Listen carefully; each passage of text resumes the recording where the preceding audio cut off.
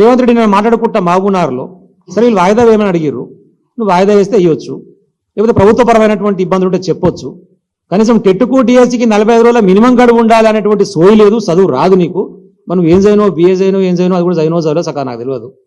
అసలు డిఎస్సి అంటే స్పెల్లింగ్ తెలుసో లేదో, అబ్రివేషన్ తెలుసో లేదో కూడా నాకు తెలియదు. నోటికి ఏదో వస్తుంది మాట్లాడతావు.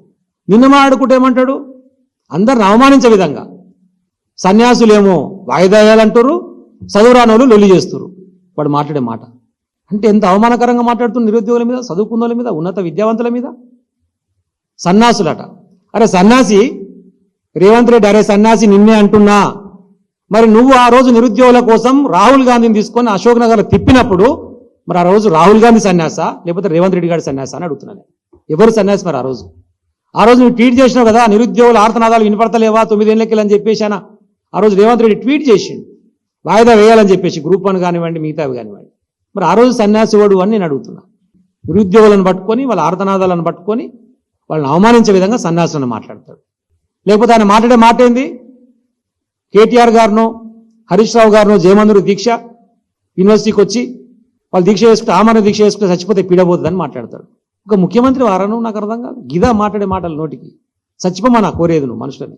చేయలేదా మేము ఉద్యమాలు, చేయలేదా మేము దీక్షలు, కేటీఆర్ గారు చేయలేదా, హరీష్ రావు గారు చేయలేదా, ఇక్కడ వేదిక మీద కూర్చున్నటువంటి మా మిత్రులు అందరం కలిసి చేయలేదా, మేము అందరం దీక్షలు చేసిన వాళ్ళమే, 100 కేసులు పెట్టుకున్నలమే, జైల్లోకి పోయినలమే తెలంగాణ ఉద్యమం కోసం.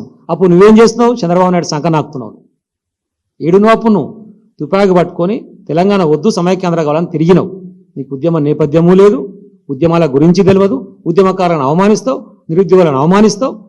నేను ఈరోజు అడుగుతున్నా, మొన్న పార్లమెంట్లో రాహుల్ గాంధీ కూడా మాట్లాడిండు, నీట్ పరీక్షకు సంబంధించి విద్యార్థులు ఆందోళన చేస్తున్నారు, ఎందుకు రద్దు చేస్తలేరు, వాళ్ళు దీక్షలు చేస్తున్నారు, ధర్నాలు చేస్తున్నారు, రాస్తారోకోలు చేస్తారని చెప్పేసి రాహుల్ గాంధీ మాట్లాడాడు.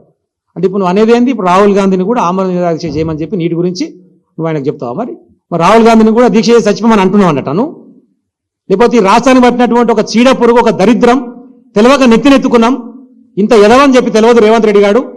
కాబట్టి వారే దీక్ష చేసి ఆ నీటి గురించి మరి వాడు చచ్చిపోతే పీడవద్దని చెప్పేసి తెలంగాణ ప్రజలు కోరుకుంటారని చెప్పేసి అంటే బాగుంటుందా? న్యాయమేనా అది? నోరు తెరిస్తే ఇబ్బందికరమైన మాటలు.